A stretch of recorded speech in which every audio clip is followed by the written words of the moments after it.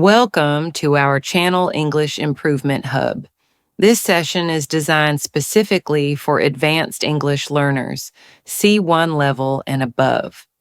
If you're aiming to improve your comprehension, expand your vocabulary, and follow complex ideas just like a native speaker, you're in the right place. This is not about textbook dialogues or scripted conversations. Here, you will hear natural, fluent English, rich in idioms, expressions, and real life context. We're going to talk about real issues, current topics, and the kind of language used in interviews, documentaries, and professional discussions. So get comfortable, get focused, and let's begin. Segment 1, is being busy a modern status symbol? Let's start with something almost everyone says nowadays. I'm just so busy. Have you noticed how being busy has become a badge of honor? In today's fast-paced world, especially in urban and professional settings, the phrase "I'm busy" doesn't just describe a situation, it communicates importance, relevance, and even success. In fact, many people feel guilty when they're not busy. It's as if doing nothing or simply relaxing is a sign of laziness. But what's really happening?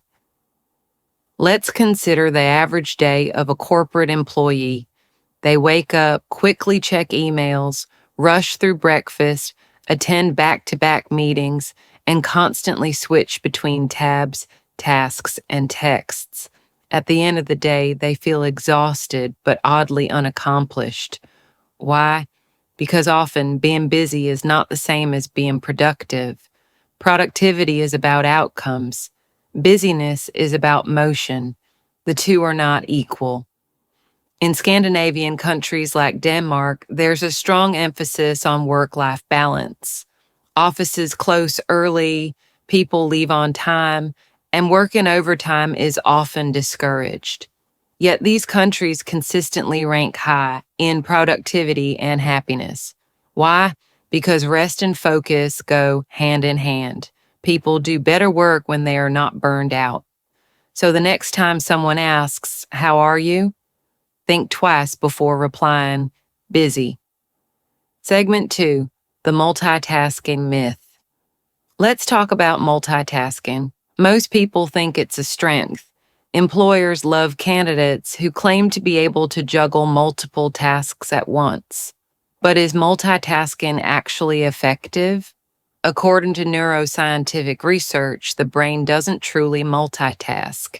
Instead, it switches rapidly between tasks, something known as task switching. And every time the brain switches, there's a cost. You lose focus, slow down, and increase the chance of making errors.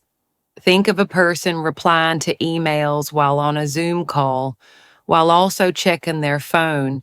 They might feel busy, even productive, but the reality is they're doing each task with reduced attention. In fact, studies have shown that multitasking can reduce productivity by up to 40%. That's significant, especially in jobs where accuracy and deep thinking are essential.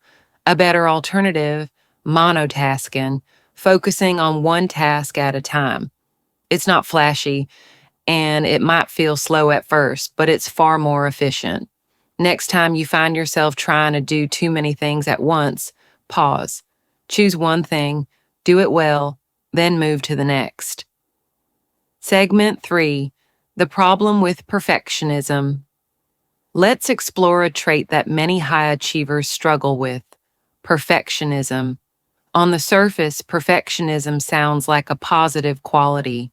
Who wouldn't want to do things perfectly? But perfectionism isn't about excellence. It's about fear.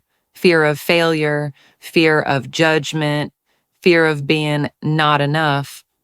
Consider a university student writing an essay.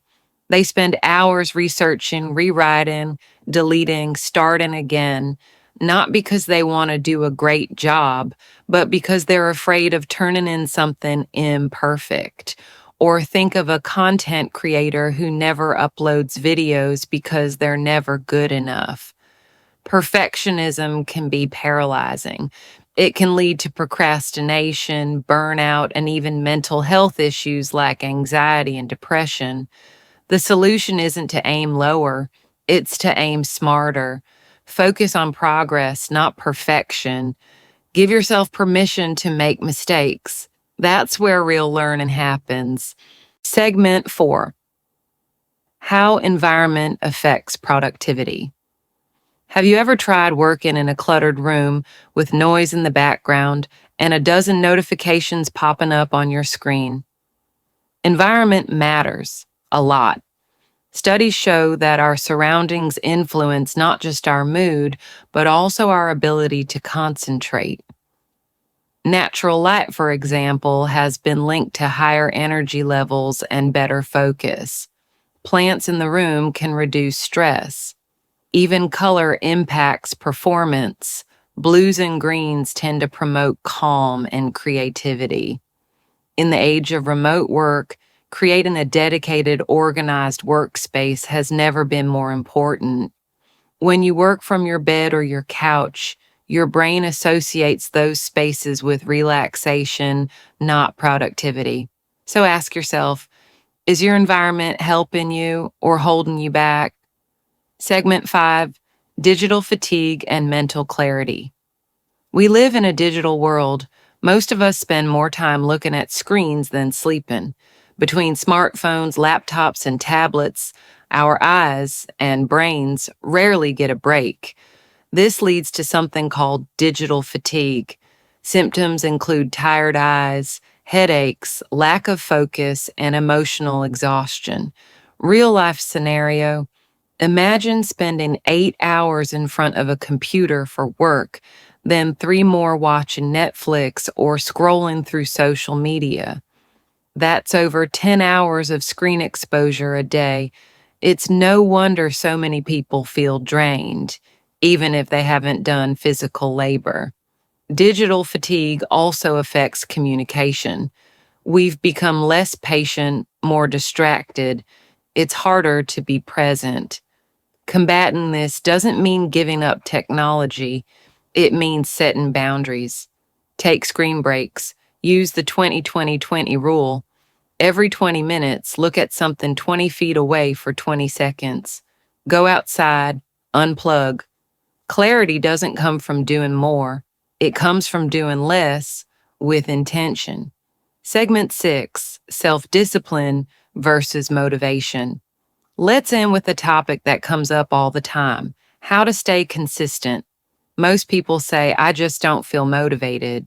But here's the truth: motivation is unreliable. Motivation comes and goes. Some days you feel energized, other days you don't. If you depend on motivation, you'll be inconsistent. Self-discipline, on the other hand, is stable. It's a decision, a system. A real life example: professional athletes don't train only when they feel like it. They have routines, systems, schedules. They show up even on bad days. Apply this to your English learning. Don't wait until you feel inspired to practice. Create a routine, set small, measurable goals, track your progress. In the end, success isn't about huge, dramatic action. It's about small steps taken every day without fail. Congratulations on completing 1 hour of advanced English listening.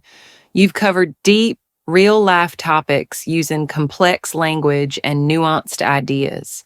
If you want to keep improving, try listening again. Pause after each segment, repeat key phrases, and reflect on how you would express similar ideas in your own words.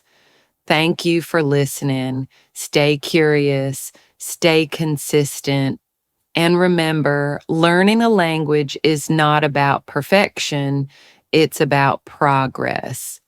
See you next time.